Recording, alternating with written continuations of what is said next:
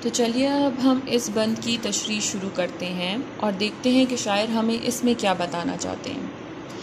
تو ان اشعار میں شاعر ہمیں یہ بتانا چاہتے ہیں کہ زمین سے آسمان تک جو ہے وہ صرف اور صرف اللہ کی حکمرانی ہے، وہی ہر چیز پر غالب ہے۔ ارض و سما، زمین اور آسمان، سب کی خبر کس کے پاس ہے؟ صرف اور صرف اللہ کے پاس ہے۔ اور حکمرانی کس کی ہے؟ صرف اور صرف اللہ کی ہے۔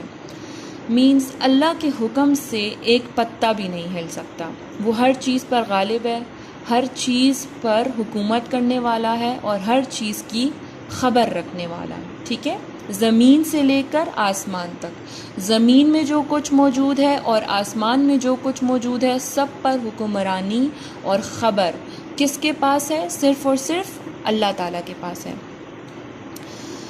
تو ہی گردش وقت پر بھی غالب، تو دنیا کی شام و سحر رکھنے والا۔ اس میں یہ بتایا گیا ہے، ان اشعار میں یہ بتایا گیا ہے کہ گردش وقت یعنی وقت کے چکر پر بھی کون غالب ہے؟ صرف اور صرف اللہ تعالیٰ۔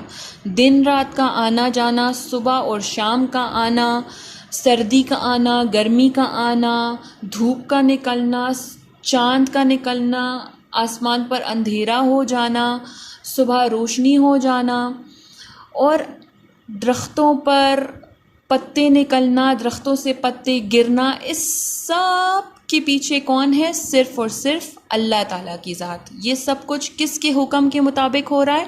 صرف اور صرف اللہ تعالیٰ کے حکم کے مطابق۔ کوئی چیز بھی جو ہے وہ اللہ تعالیٰ کے حکم کے بغیر نہیں ہو سکتی۔ دیٹ مینس ہر چیز کے اوپر کون غالب ہے؟ صرف اور صرف اللہ تعالیٰ۔